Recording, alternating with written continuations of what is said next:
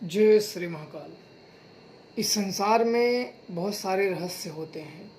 उन रहस्यों में से आज मैं आप लोगों को एक बात बताऊंगा कि आज भी वहाँ साधु संत भूत प्रेत की आत्माएं घूमती हैं और आती हैं।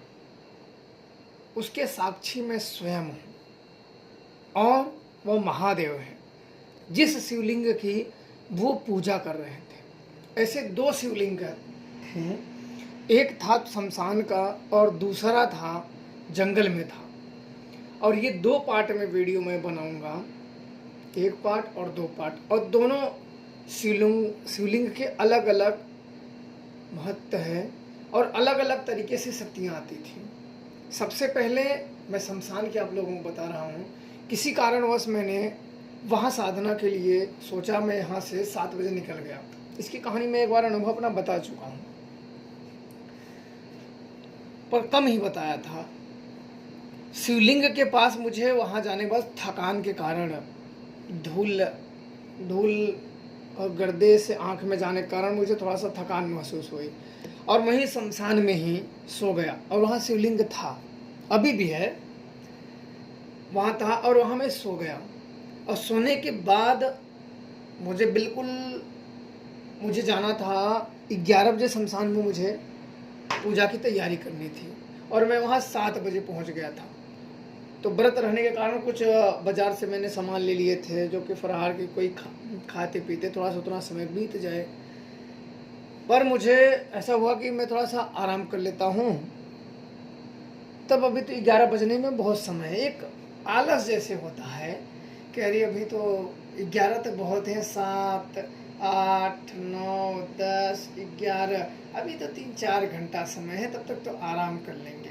ऐसे होता है, शरीर जब ज़्यादा समय दूर रहता है तो लगता है कि आराम कर ले। मैंने भी वही सोचा, अपना त्रिशूल चिमटा साइड में रखा और अपना रुमाल जो था सिर पे रखा और सोया और सो गया मैं। कब 9, 10, 11, 12, 1, 2 बजे, 3 बज रहे थे उस समय। 3 बज रहे थे, 3 और 3:30, क्योंकि मैं घड़ी देखा था, अभी मुझे उतना याद नहीं है।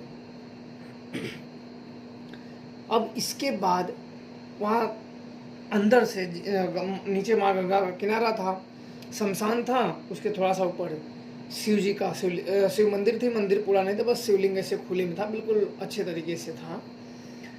और वहाँ से कोई ऊपर से धम धम धम पैरों की आवाज़, क्योंकि मेरी नींद खुल चुकी थी तब, क्योंकि सो के जो थकान दूर हो जाती है तो ऑटोमेटिक नींद खुल जाती है। और मेरा सर, एक कान का बल जो ज़मीन के सटे के कारण मुझे पैरों की आवाज़, पदचाप की आवाज़ साफ सुनाई देने लगी थी।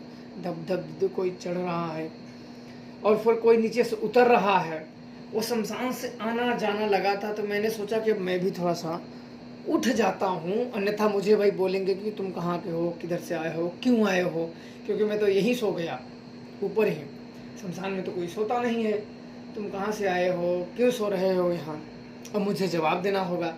तो मैं बिल्कुल अलसाए मन से उठा। तो बिल्कुल चारों तरफ मैंने देखा, तो जो पद चिन्हों की आवाज़, जो धम धम, बिल्कुल जैसे कोई सीढ़ी उतर रहा हो, क्योंकि छोटी छोटी सीढ़ियाँ थी। फिर आगे से थोड़ा सा सीढ़ियाँ आके बगल से सीढ़ियाँ थी, लेकिन वो सीधा एक पगडंडी से गया था शमशान में, अंदर नीचे माँ गंगा के किनारे।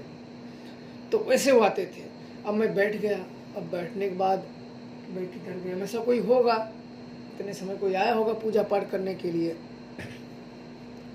बिल्कुल मुझे चारों तरफ देखा, देखने के बाद फिर अलसाए मन से फिर सो गया। अब फिर सोने के बाद फिर वो लोग अपनी क्रिया चालू।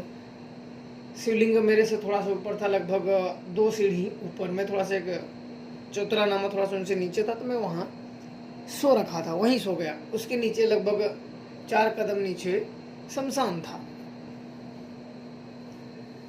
अब दब दब की आवाज़ फिर आने लगी।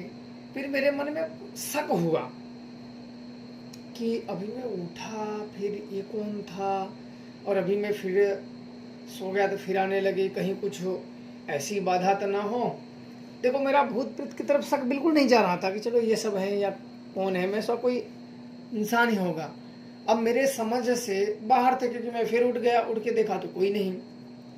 अब मैंने बुलाया सुजान को, मैंने सोचा कुछ तो बात है। मैंने सुजान को बुलाए तो उसने साफ शब्दों में बता दिए कि ये जो हैं वो साधु संत प्रेत आत्मा भूत प्रेत जो यहाँ शमशान में जला दिए गए हैं वो भगवान शिव की पूजा करने आते हैं। इसी रास्ते से तुम यहाँ सोए हो इसलिए तुम्हें आभास हो रहा है। उनके रास्ते में बगल से आ जा रहे हैं इसलिए। ये तो तुम महादेव की और महाकाली की कई शक्तियों की पूजा किए हो निर्छल मन से, इसीलिए बचे रह गए हो, अन्यथा तो तुम्हें भी अपने साथ ही ले लेते। अब इसके बाद मैंने पूजा का महत्व समझा। तब किसी देवी देवताओं का निर्छल मन से अगर सेवा करोगे तो कभी अगर ऐसी मुसीबत आएगी तो बिल्कुल आपको क्षति कोई नहीं पहुंचाएगा। ये शक्तियाँ आप उनके रास्ते में उन्हें भी डिस्टर्ब ना करें। मैंने भी किसी को डिस्टर्ब नहीं किया कि ये वो जान लिया। मैंने किसी को डिस्टर्ब नहीं किया। जो साधु संत जो हैं भूत प्रेत हों पिशाच हों जो हों अपना पूजा पाठ मुझे जो सुजान ने बता दिया। फिर मैंने सोचा कि ये तो इतने बड़े, तब तो यहाँ शमशानों में ऐसा सभी जगह होता है क्या कि ये भूत प्रेत आत्माएं आती हैं, पर इंसान तो 3 बजे कौन यहाँ रहेगा पूजा करने के लिए। इसका मतलब अगर इन भूतों से मैंने पूछा कि इन भूतों से अगर संपर्क साधना हो और इन साधु संतों से संपर्क साधना हो तो बोले कि इनको संपर्क साधना हो तो इनकी इच्छित चीज़ें इन्हें दान दिया जाए। दान का मतलब होता है कि किसी को कुछ दे दो तो कहा ना जाए कि हमने इन्हें दिया है, बिल्कुल गुप्त दान होना चाहिए। फलीफूत होते हैं गुप्त दान, जिसका कहीं व्याख्यान हो कहीं किए ना हो। इनके अगर काम आ गया और आपके ऊपर ये प्रसन्न हो गए, ध्यान रखना प्रसन्न हो गए तब ये आपका मदद कर सकते हैं। वर्तमान या होने वाली घटनाओं के या भूतकाल काफ़ी चीज़ें आपको बता सकते हैं, बिल्कुल बता सकते हैं जो। लेकिन इंसान सदैव लालच के कारण ही फंसता है। लालच मत करो, इनसे जुड़ने का और इनसे आशीर्वाद प्राप्त करने का प्रयास करोगे तो ये सदैव शुभाशुभ आपको फल देंगे और आशीर्वाद देंगे। तो मैंने कहा कि इसके बाद तो हमें तो ये 3-4 बजे ही पूजा करनी होगी, बिल्कुल आपको उसी समय, क्योंकि आपको शिव भगवान को ही अर्पण करना है, उसी से प्रसन्न होंगे। इनके रास्ते पे बिल्कुल थोड़ा सा फूल गुलाब के पंखुड़ियों यहाँ से शमशान तक बिछाना होगा और अकेले रहना है। ध्यान रखना इनको वही साध सकता है जो निर्भय हो। ये तो बिल्कुल वो तो वही बात हुई ना कि डरपोक लोग तो बिल्कुल नहीं कर सकते हैं। जितना शक्तियाँ सामने आने से डर नहीं लगता है ना, उनका आने का इंतजार डर लगता है। कैसे आएंगी, कैसा दिखेगा, कैसे आ जाएंगी, किधर से आ जाएंगी, ये सोच सोच के बहुत डर लगता है। तो ध्यान रखना ऐसी चीज़ें बिल्कुल अपनी रिस्क पे करना, किसी के बहकावे में या कोई सुन के बिल्कुल ना करना। मैंने अनुभव इसलिए किसी के सुने जाते हैं, जीवन के कसौटी पे कसे हुए होते हैं। जो भी आप लोग अपने जीवन में करना बिल्कुल आप लोग अपने हिम्मत पे करना, क्योंकि ये जो शक्तियाँ होती हैं रात को जागृत होती हैं, ये खुद पूजा करती हैं, पाठ होती हैं। इनसे बस संपर्क सध जाए। संपर्क सधने के लिए आपको अकेले करना होगा। ध्यान रखना बिल्कुल अकेले करोगे। जहाँ वास करते हैं, जहाँ वास करते हो, ऐसा नहीं कि आप अपने घर में ही बैठ कर बुला रहे हो, ऐसा नहीं है। ये जहाँ वास करती है वहाँ जाओगे, बिल्कुल इनसे संपर्क साधा जा सकता है। इनसे इनकी सुरक्षा प्राप्त की जा सकती है, इनका संरक्षण मिल सकता है आपको।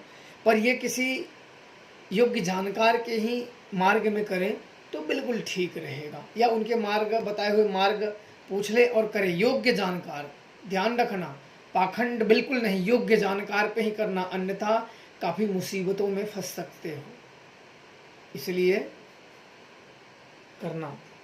जय श्री महाकाल।